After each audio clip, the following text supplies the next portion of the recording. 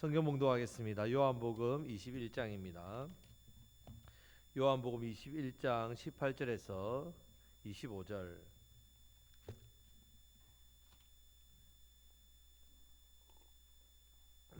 요한복음 21장 18절에서 25절 말씀을 한 절씩 교독하겠습니다.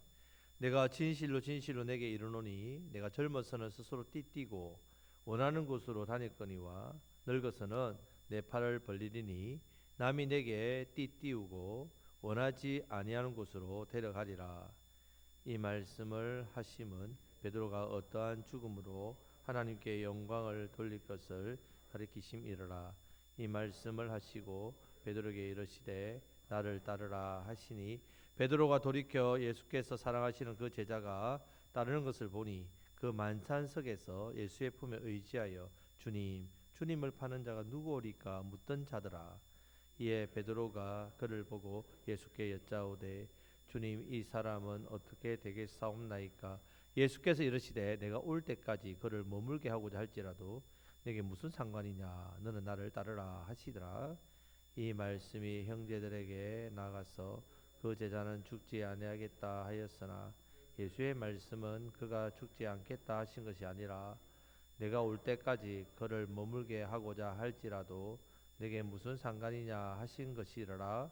이 일들을 정언하고 이 일들을 기록한 제자가 이 사람이라. 우리는 그의 정언이 참된 줄 아노라.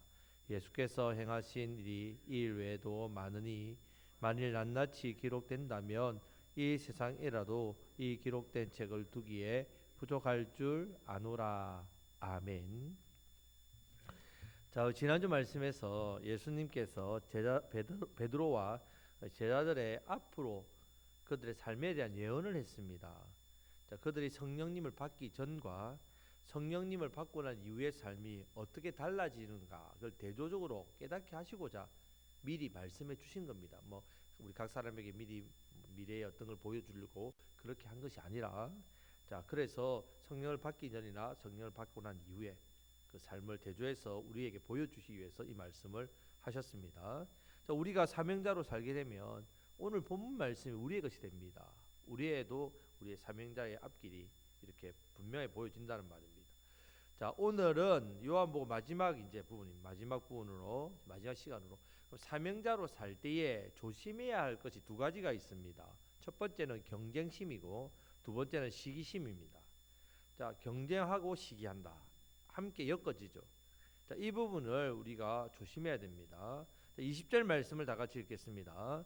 베드로가 돌이켜 예수께서 사랑하시는 그 제자가 따르는 것을 보니 그는 만찬석에서 예수의 품에 의지하여 주님을 파는 자가 누구오리까 묻던 자더라. 아멘. 자, 주님이 나를 따르라 하시니까 따르려고 했단 말이죠. 자기도 모르게 요한을 이렇게 보게 되었습니다. 그 사랑하시는 그 제자는 요한이죠. 요한입니다. 사도 요한. 요한복음 13장 23절 말씀의 앞뒤를 보면요, 예수님이 오늘 밤 너희 중에 한 사람이 나를 팔리라 이 말씀했다. 분위기 어떻습니까?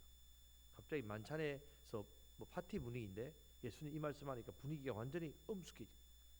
겁이 나가지고 아무도 못 묻습니다. 누가 감히 주님을 팔아요? 그때 누가 물어봤다고요? 요한이 예수님 품에 안겼어 물어봤다며. 자, 베드로가 그때 보니까 요한이 예수님 품에 안겨 있다며. 자, 주님의 품에 안겼던 요한은요, 예수님 십자가 질 때 다른 자들처럼 도망갔습니까? 끝까지 따라갔습니까?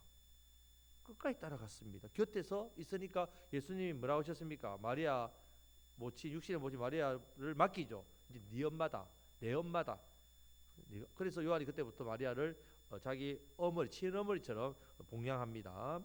또 새벽에 주시라라고 알아본 사람도 요한입니다. 자, 나를 따르라 했을 때 베드로에게 대표로 말씀을 하셨지만 다른 모든 제자에게도 다 해당되는 말씀입니다. 베드로는 따를까 하고 있는데 요한은 벌써 따르고 있다. 여러분, 우리가 주님 안에 거하는 거, 주님 품에 거하면 이런 은혜가 있습니다. 요한처럼 주님 품에 있는 자는 벌써 따르는 거죠. 벌써 따르고 있다는 말입니다. 우리가 주님 품에 안기려고 해야 됩니다. 주 안에 있으려고 해야 된다. 늘 주 안에서 주님 얼굴을 보게 해달라고. 주님 품에 안겨 살게 해달라고. 그래 기도해야 됩니다. 주님 의지하는 거죠. 품에 안겼다는 거. 기도할 때 그 사람은 주님 만나 주십니다. 만져 주십니다. 회복해 주십니다. 그 누구도 그 영혼을 범하지 못하도록 지켜줍니다.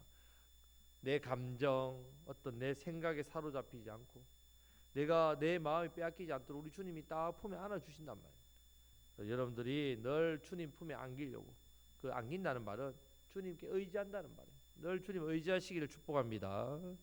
주님 안에 안긴 이 주님 품 안에 안긴 요한처럼 우리도 늘 요한처럼 이 주님 품에 안겨 있는 삶. 나를 따르라 이 말씀 벌써 요한을 따르고 있단 말입니다. 베드로가 그런 요한에 대해서 계속 의식을 했단 말이죠. 그러다 보니까 무의식적으로 요한을 돌아봤을 때 요한은 벌써 주님을 따르고 있으니까, 그러면서 베드로가 왜 요한을 받겠습니까? 이 요한에 대한 시기심, 경쟁심이 있었단 말이에요. 그전에는 몰랐단 말입니다. 요한이 그냥 주님 품에 안겨 있으니까 내가 저 자리 내 자리인데, 요한이 안겨 있으니까 내 자리인데, 그렇다고 내가 베드로가 또 예수님 품에 안기려고 하니까 또 이상하기도 하는 겁니다. 요한을 보면요, 베드로에게 없는 영안이 있고요, 주님으로부터 받는 사랑이 있었습니다. 늘 주님을 사랑하고 사랑받는 제자 요한입니다. 요한의 그 닉네임이 사랑의 사도죠. 근데 요한은 우레의 아들이었습니다. 우레가 뭡니까?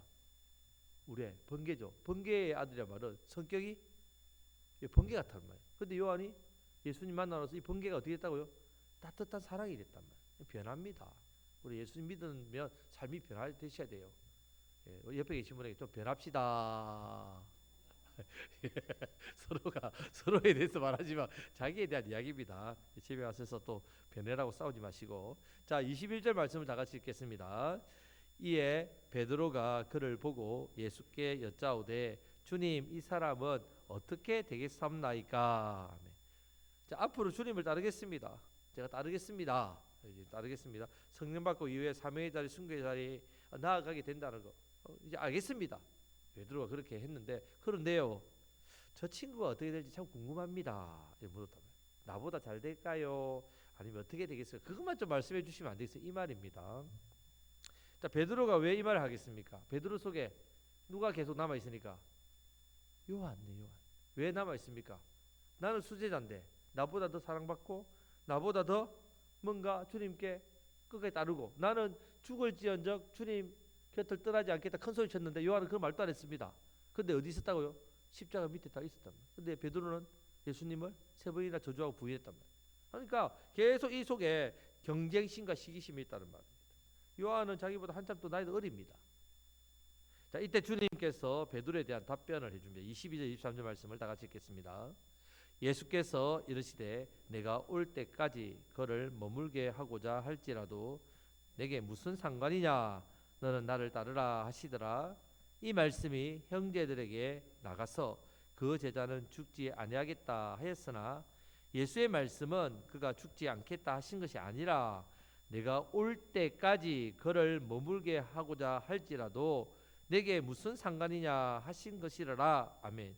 자, 예수님은 베드로가 원하는 대답을 안 해줬습니다. 뭐 잘 된다든지 못 된다든지 뭐 어떻게 그렇게 안 하시고 뭐라 하시냐면 내가 올 때까지, 예수님 재림하시는 거죠. 내가 올 때까지, 예수님 재림하실 때까지 그를 머물게 하고자 할지라도 내가 무슨 상관이냐, 그거 상관하지 말고 너는 나를 따르라 하시는 거죠. 자, 이 23절 말씀을 보면요, 이 말에 제자들이 오해를 했습니다. 어떻게 오해했냐면요, 자, 여기 형제들에게 나가서, 이 말은요, 제자들이 나가서 다른 제자들에게 뭐라고 이야기하냐면 예수님 오실 때까지 머물게 하니까 안 죽는다 생각한 거죠. 그래서 요한이 죽지 않는다고 예수님 말씀하셨다, 이렇게 말해버렸다. 실제로 소문이 그래 났습니다. 아마 베드로가 소문을 냈을 겁니다. 분명히 베드로가 그 소문을 낸 것입니다. 자, 요한 같은 경우에는요, 나중에 에베소에서 생을 마감합니다. 자, 요한을 죽이려고 해도 순교를 안 당하니까 밤모섬에다 유배해버렸단 말이에요. 아무도 살지 않은 돌산에다가, 돌섬, 먹을 것도 없어요.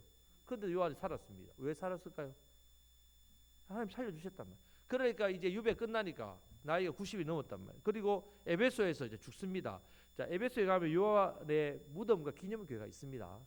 무덤과 기념교회가 있는데 마리아가 살던 집 또 거기에 있는 것으로 나옵니다. 그러니까 요한은 끝까지 마리아를 어떻게 했다고요? 자기 어머니로 모셨다는 말입니다. 처음에 요한이 죽었는데 사람들이 묻지 않았습니다. 이 묻어야 되잖아. 장례를 했는데 왜 장례를 안 했을까요? 무슨 소문이 났으니까. 예, 요한은 죽지 않는다고 생각해요. 근데 다시 살아날 거라고 생각하고요.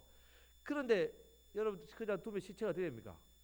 썩지요. 예, 썩는단 말이에요. 사람들이 썩네 하고 무덤을 만들었다면 다시 그 위에다가 흙을 덮었습니다. 근데 흙이 움직여요.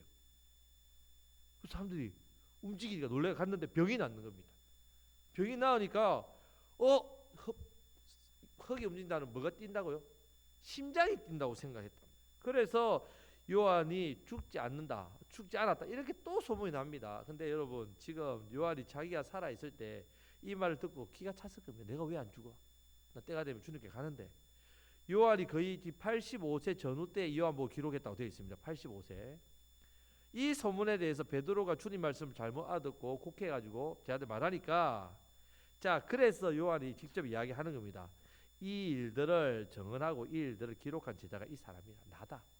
이게 아니다. 잘못되게 오해했다. 이걸 이야기하는 겁니다. 자 베드로가 경쟁심과 시기심을 가지니까 예수님 말씀도 제대로 못 알아듣는 거예요. 자 사명자가 여러분 사역을 할 때 교회를 섬길 때에 이런 마음이 들어요. 어떤 지사님은 참석을 잘합니다. 나는 이거 못하는데. 또 어떤 지사님 나보다 좀 열심히 있습니다. 나는 열심히 못 내는데. 그래서 막 시기심 생깁니다. 또 열심히 내는 사람 자기가 못하는 사람 어떻게 합니까? 더 이겨 먹으려고 더 열심히 한다. 이런 경쟁 시기 안 됩니다. 그렇게 하면 말씀이 막힙니다. 여러분 말씀이 막히면요 여러분 믿음이 안 자랍니다. 그럼 여러분 신앙생활 아무리 땀 흘리고 열심히 헌신하고 봉사하고 수고해도요 세상 나가서 아유 나는 6일 동안 일하고 주일 가서 또 일하고 교회 가는 게요 고역입니다. 하지만 경쟁 시기심 때문에 또 안 갈 수 없어요. 가서 또 남들보다 열심히 합니다. 아야디 합니다. 아니란 말입니다. 그렇게 하시면 안 됩니다. 자 지금 베드로가 요한이 어떻게 되느냐 질문했는데 예수님 그 상관없다. 그냥 너는 내 사명 맡은 길을 가면 된다. 이렇게 말씀합니다. 자 우리가 사명의 길을 걸어감에 있어서 신경 써야 할 것이 있고요. 신경을 아예 끊어야 될 게 있습니다. 신경 쓰지 말아야 될 부분에서 열심히 신경 쓰고요. 내가 신경 써야 될 부분에 대해서는 청개구리처럼 거꾸로 하면 안 됩니다. 우리 경상도 말로 디비 쪼면 안 된단 말이에요. 여러분 거꾸로 하면 안 됩니다. 여러분 우리가 신경 써야 될 일이 뭐냐? 다른 사람을 주님께서 어떻게 이끌고 그에게 어떤 상급을 주고 어떻게 복을 주냐 이 신경 쓰지 말아야 됩니다. 왜 말아야 하냐면요 주님은 일 때문에 우리를 사랑하는 게 아닙니다. 여러분 교회 일을 시키려고 우리를 사랑하시는 게 아니란 말입니다. 우리가 자녀이기 때문에 우리를 사랑하는 것입니다. 우리가 은사가 많고 능력이 많고 재주가 많아서 사랑하는 거 아닙니다. 어떤 사람은 은사도 좋고 재주가 많아서 교회에서 열심히 일합니다. 아, 저 사람 저렇게 하니까 주님 사랑받는구나. 나는 은사도 없고 재주도 없어서 주님 나를 안 사랑하나. 그렇지 않다는 말입니다. 이 세상은 어떻습니까? 서로 경쟁을 시켜놓습니다. 일부러 경쟁시키죠. 왜 일부러 경쟁시킵니까? 경쟁하면서 더 나은 사람 쓰고자 하기 위해서. 우리 주님은 그런 분 아닙니다. 교회에서 누가 더 열심히 잘하나 보자. 내가 그 사람한테 더 큰 일 맡겨 복줄난다. 그런 분 아니란 말입니다. 일을 잘해서 은사가 강하기 때문에 너 참 대단하네. 내가 너를 더 사랑한다. 아닙니다. 만약에 주님이 그러신 분이라면요. 신명기 9장에 보면요. 이스라엘을 선택하지 않았다고 하셨습니다. 이스라엘은 작은 나라입니다. 작은 민족입니다. 보잘것 없습니다. 그때 그 당시에 강한 나라 강한 민족 얼마든지 있었습니다. 약하고 볼품없지만 사랑해서 선택했다 했습니다. 마찬가지로 실력, 인품, 능력 그것으로 우리를 부르셨다면 우리는 절대로 주님의 부름을 받지 못할 겁니다. 실력, 능력 대단한 사람 얼마나 많습니까? 인품이나 성품이 뛰어난 사람 얼마나 많습니까? 세상 사람은요 목숨 걸어가지고 충성하는 사람도 있습니다. 아시죠? 사람한테 목숨 거는 사람 있지 않습니까? 그렇게 절대적으로 순종하고 충성 잘하는 사람들이 세상에 얼마든지 있습니다. 주님은 우리가 자녀이기 때문에 사랑합니다. 자녀이기 때문에 사랑합니다. 서시는 부분도 주님께서 우리 사람마다 서시고자 하는 게 다르기 때문에 다른 은사를 주시고 다른 재주를 줍니다. 차별이나 등급이 아닙니다. 따라 하시겠습니다. 옆에 계신 분 쳐다보시면서 다를 뿐입니다. 다른 게 틀린 게 아닙니다. 나와 다르다고 해서 그 사람 틀렸다 말하면 안 됩니다. 다를 뿐입니다. 은사가 다르고 재주가 다르고 직분이 다르고 또 쓰임새가 다르기 때문에. 하지만 그것 가지고 우리를 사랑하고 덜 사랑하고 아니란 말입니다. 베드로는요 유대인의 사도로 부르셨고요. 사도 바울은 어떤 사도로 부르셨습니까? 이방인의 사도로 부르셨습니다. 베드로 유대 지역에 주로 사역했죠. 사도 바울 어디에요? 이방 지역을 다니면서 전도 여행을 다니면서 교회를 개척하고 전도 사역했단 말입니다. 사도 요한은 에베소에서 순교했고, 도마는 인도에서 순교했고요. 안드레는 헬라 지역에서 순교했고, 바돌로메는 아르메니아에서 순교했고, 다 다르단 말입니다. 주님이 부르신 은사, 재주, 능력 다 다릅니다. 두시는 자리가 다릅니다. 부름받은 우리는요 다른 사람이 뭘 주님이 어떻게 이끌어가냐 그 신경 쓸 필요 없다는 말입니다. 각자에게 주어진 은사가 다르고 능력이 다르고 맡겨진 사명과 사역이 다르단 말이에요. 교회도 마찬가지입니다. 우리가 여러분 관심 가져야 될 게요 어디입니까? 국성밖에 없습니다. 죄송하죠. 국성만 신경 쓰시면 돼요. 뭐 다른 지역에 뭐 어떻고 다른 지역의 교회는 어떻고 다른 지역에 서울에는 참 큰 교회도 많고 사람도 많고 그 신경 안 써도 됩니다. 그건 서울에 있는 교회들이 알아서 할 거고요. 우리는 어디에 신경 써야 된다고요? 우리 국성 땅 26,000명의 국민 72개 교회 우리가 신경 쓰고 섬겨야 할 하나님 맡겨준 게 다릅니다. 하지만 상급은 어때요? 같습니다. 상급은 같다는 말입니다. 하나님께서 우리 각자에게 은사를 주셨습니다. 그것을 주님 뜻대로 잘 쓰고 가면요 주님이 더 열어주시고 더 복을 주시고 더 귀하게 쓰시고 주님 영광 받으신단 말입니다. 다른 사람이 어떤 간에 나는 내 길만 가면 됩니다. 내 길만. 우리가 영적으로 잘하려고 뭐 해야 되겠지만 잘을 해야 되겠죠. 그러나 경쟁심과 시기심을 하면 절대로 안 됩니다. 이 시기심과 경쟁심이 발동하면요 주님이 나를 따르려고 했는데 따르다가 그냥 곁눈질하게 되어 있습니다. 다른 사람 어찌 될까? 그 시선 돌리다가 여러분 뛰어가다가 옆으로 고개 돌리면 어떻게 됩니까? 발라당 자빠집니다. 큰일 납니다. 시험 들고 넘어집니다. 여러분 경주하는 말을요 여기에 왜 이걸 씌워놨습니까? 왜요? 딴 데 쳐다보지 말고 앞만 보고 달리라고. 저 사람이 어찌 되겠습니까? 이 물을 주님 책량하시죠. 그게 너와 무슨 상관이냐? 그런 부분 신경 쓰지 말고 연연해하지 말고 너는 나를 따르라 말씀합니다. 제사장의 가슴에 흉패에 12가지 보석이 있습니다. 각각 다릅니다. 보석들이 색깔이 다르고 가치가 다르고 개성도 다릅니다. 우리는 다 주님의 보배로운 보석입니다. 각자 다를 뿐입니다. 여러분 한 사람 한 사람 귀한 보석입니다. 우리 옆에 계신 분에게 당신이 귀합니다. 예, 여러분 내가 귀하단 말입니다. 비교하고 시기하고 경쟁하는 모습 교회가 아닙니다. 우리가 이 곡성지에 72개 교회가 있으니까 우리 제일 잘 나가는 교회가 돼야지. 경쟁하고 그래서 막 다른 교회 다니는 성도 보고 우리 교회 오라고 그 교회 막 그 자체가 잘못다. 그 주님 기뻐하지 않습니다. 시기하고 경쟁하면 안 된단 말이에요. 우리는 모두 다 예수님의 몸입니다. 각 지체란 말입니다. 각자의 역할이 있고 사명이 있고 자리에 있습니다. 귀하다고 뭐 귀하고 덜 귀하고 이런 차원이 아니에요. 세상처럼 저 사람은 더 귀하고 우리는 좀 못하고 아닙니다. 다 중요합니다. 여러분 한 사람 한 사람이 우리 곡성교회 다 중요합니다. 여러분 뭐 제가 뭐 곡성교회 담임 목사니까 중요하고 그 제일 귀하고 뭐 우리 주일학교 지금 밑에 공부하고 있는 주원이 시원이 우리 또 서아 수아 좀 아이들 이 아이들은 뭐 아니란 말입니다. 다 한 사람 한 사람마다 우리 주님께서 다 귀하게 여기시고 사랑하고 중요합니다. 중요하단 말입니다. 이 사실을 기억하시기를 축복합니다. 우리 모두를 다 존귀하게 여기신다는 것. 옆에 계신 분에게 주님께서 당신을 존귀 여깁니다. 자 이제 마지막 24절 25절 말씀을 다 같이 읽겠습니다. 일들을 정언하고 일들을 기록한 제자가 이 사람이라. 우리는 그의 정언이 참된 줄 아노라. 예수께서 행하신 일이 이외에도 많으니 만일 낱낱이 기록된다면 이 세상에라도 이 기록된 책을 두기에 부족할 줄 아노라. 아멘.